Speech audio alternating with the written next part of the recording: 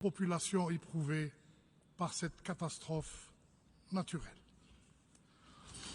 Monsieur le Président, je suis contraint de le faire, de prendre cette parole, car le distingué représentant permanent du Maroc a tenté de déformer la position exprimée par le président Tebboune dans son adresse à cette Assemblée mardi dernier.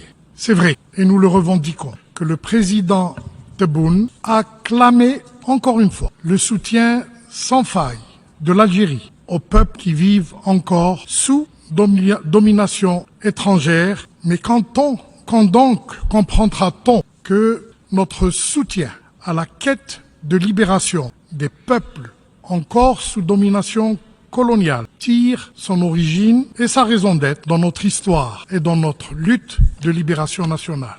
Chacun son camp. Nous, Algériens, nous avons choisi le camp de la justice, celui de la décolonisation, celui de la liberté, celui de l'autodétermination et des droits de l'homme. Cet engagement s'applique naturellement en faveur de la cause du peuple sahraoui, qui attend depuis maintenant près d'un demi-siècle que l'ONU lui rende justice, que l'ONU applique finalement la déclaration 1514 sur l'octroi de l'indépendance aux pays et peuples coloniaux. Faut-il rappeler, Monsieur le Président, qu'en 1975, ce territoire du Sahara occidental a été d'abord dépecé, puis partagé. Oui, je dis bien partagé entre le Royaume du Maroc et la Mauritanie. 3 ans plus tard, enfin, il a été complètement occupé par le Royaume du Maroc.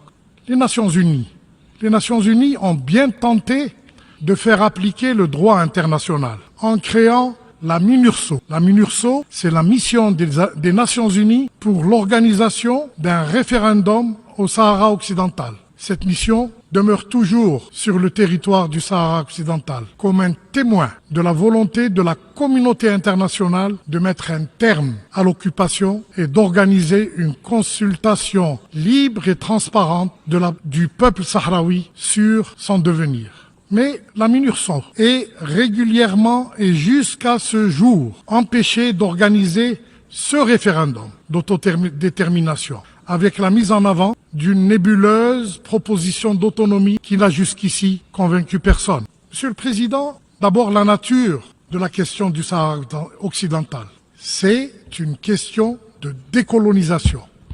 Il n'y a qu'à voir l'agenda du Conseil de sécurité, de l'Assemblée générale des Nations unies, du comité des 24 pour connaître réellement la nature de cette question du Sahara occidental qui est et demeure une question de décolonisation qui doit être réglée par l'autodétermination du peuple sahraoui. Deuxièmement, on a cité l'Algérie.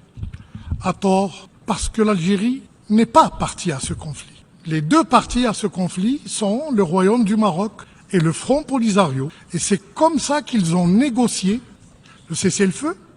C'est comme ça qu'ils ont négocié le début d'organisation du référendum, comme le prouvent les résolutions du Conseil de sécurité et de l'Assemblée générale.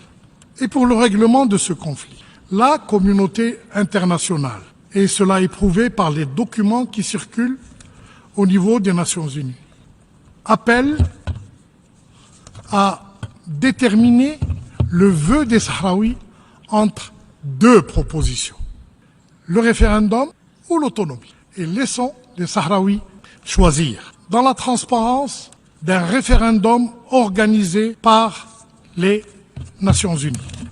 Monsieur le Président, il est un secret pour personne que l'Algérie a soutenu et continuera à soutenir le droit à l'autodétermination du peuple du Sahara occidental.